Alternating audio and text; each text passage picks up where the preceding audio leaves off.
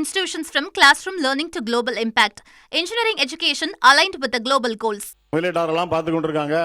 தப்பா நினைக்க மாட்டாங்களா, தவறாக சிந்திக்க மாட்டாங்களா, இப்படி தான் பேசுறீங்கன்னு சொன்னாங்க. நேற்று நம்ம அன்பு முதலமைச்சர் அவர்கள் 110 விதியின் கீழே ஒன்று கொண்டு வந்தாங்க. பரந்தூர் விமான நிலைய திட்டத்தை இந்த அரசு ரத்து செய்து சொன்னாங்க.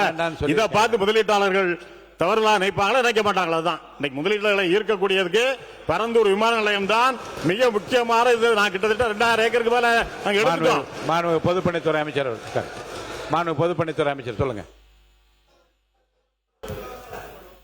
மாண்புமிகு பேரவைத் தலைவர் அவர்களே, பரந்தூர் விமான நிலையமா இல்லை விவசாயிகள் கண்ணீரானா? எங்கள் தலைவர் விவசாயிகள் கண்ணீர் பக்கம் தான் நிற்பார். இதை உறுதியாக சொல்றோம். மாண்பு முதலமைச்சர் நேற்றே சொல்லியிருக்காரு, கூடிய விரைவில் விமான நிலையத்துக்கான இடம் கூடிய விரைவில் அறிவிக்கப்படும் சொல்லியிருக்கிறாரு. ஆனால் எங்களுடைய தலைவருடைய முதல் பிரச்சாரம் காலடிப்பட்டது விவசாயிகளுடைய கண்ணீருக்காக,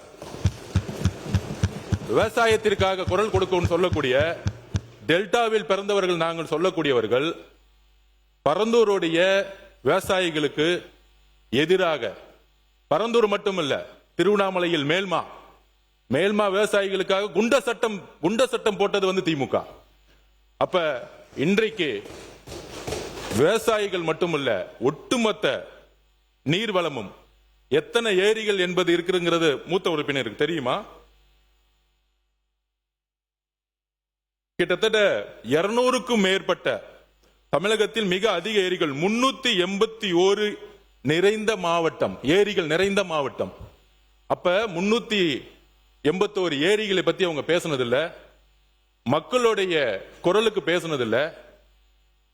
நேற்றே தெளிவா சொல்லியாச்சு. சென்னை விமான நிலையத்துடைய இன்னைக்கு இருக்கக்கூடிய பங்கு என்ன, அதை அடுத்த லெவல்ல கொண்டு போறதுக்கான அரசினுடைய நிலைப்பாடு என்ன, எல்லாம் சொல்லியாச்சு. ஆனால் நேற்றிலிருந்து திமுக இந்த விமான நிலையம் இல்லைன்னா தமிழகத்தோட முதலீடே போயிடும், இண்டஸ்ட்ரி டிபார்ட்மெண்ட்டே இருக்காது. முன்னாள் அமைச்சராக இருக்கக்கூடிய இண்டஸ்ட்ரி மினிஸ்டர் திமுக எல்லாரும் சொல்றாங்க. இண்டஸ்ட்ரி வர்றதுக்கு முக்கியமான காரணம் என்ன தெரியுங்களா? Single window system. ஊழல் இல்லாத ஒரு அமைச்சர், ஒரு முதலமைச்சர், ஒரு அரசாங்கம், எந்த நிறுவனம் இருந்தாலும் முதலமைச்சர் இன்னைக்கு நேரடியாக சந்தித்து எந்த இன்வெஸ்ட்மெண்ட் இருந்தாலும் வாங்க, நானே எல்லா துறையிலையும் எந்த விதமான ஹடில்ஸும் இல்லாம சிங்கிள் விண்டோ சிஸ்டத்துல 45 நாள்ல எல்லா பர்மிஷனும் வாங்கி கொடுக்கறோம்னு சொல்லக்கூடியவர் சிஎம். அப்படிதான் ஒவ்வொரு துறையில நடந்துட்டு இருக்காரு. அதனால நேத்து கூட நடந்துச்சு. இதே அண்ணன் ஆஸ்டின் தான் நம்மளுடைய சட்டமன்ற உறுப்பினர் வேலுமணி அண்ணன் ஜி ஸ்கொயர் நிறுவனம் பத்தி சொன்ன உடனே திடீர்னு டக்குன்னு எந்திரிச்சார். அந்த ஜி ஸ்கொயர் நிறுவனத்தை பத்தி ஏன் பேசுறீங்க அப்படின்னு மாண்பு முதலமைச்சருக்கு நாங்கள் கோரிக்கை வைக்கிறோம். இந்த பரந்தூர் விமான நிலையம் பண்ணும் பொழுது டிபிஆர் ப்ராஜெக்ட் அரசுக்கு மட்டும்தான் தெரியும். டீடைல் ப்ராஜெக்ட் ரிப்போர்ட் அரசுக்கு மட்டும் தெரியும். அந்த டீடைல் ப்ராஜெக்ட் ரிப்போர்ட் வரதுக்கு முன்னாடியே ஒரு கட்சி சார்ந்தவர்கள், நான் எந்த கட்சி பேரையும் சொல்லல, ஒரு கட்சி சார்ந்தவர்கள் அந்த நிலத்தை சுத்தி லேண்ட வாங்கி மிகப்பெரிய ரியல் எஸ்டேட் மோசடி நடந்திருக்கு. அதை ரிஜிஸ்ட்ரேஷன் டிபார்ட்மெண்ட்ல சொல்லி அந்த ரியல் எஸ்டேட் மோசடி, இந்த பரந்தூர் விமானம் எதுக்காக உருவாக்கப்பட்டதுன்னா இந்த ரியல் எஸ்டேட்டுக்காக தான். அப்ப இதை நாங்கள் பதிவு செய்கிறோம். விவசாயிகளுக்காக, விவசாயிகளோட கண்ணீருக்காக கிட்டத்தட்ட 2 போகம் அங்க விவசாய உற்பத்தி பண்ணிட்டு இருக்காங்க. 2 போகம். இத்தனை ஏரி இருக்கு, 381 ஏரிகள் இருக்கு.